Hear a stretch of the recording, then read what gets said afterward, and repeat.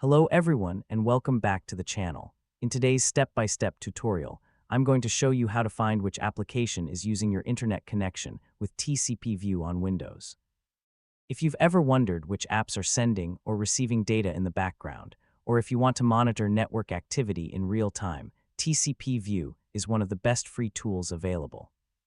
It displays every active TCP and UDP connection on your computer, along with the process name, local address, remote address, port numbers, and connection state. This makes it easy to identify which applications are currently connected to the internet. Whether you're troubleshooting a slow internet connection, checking for suspicious network activity, monitoring application traffic, or simply learning how Windows network connections work, this guide will walk you through the entire process from start to finish.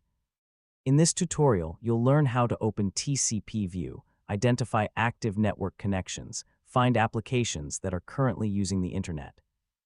Understand important connection details such as the process name, protocol, local address, remote address, and connection state, and refresh the connection list to monitor changes in real time.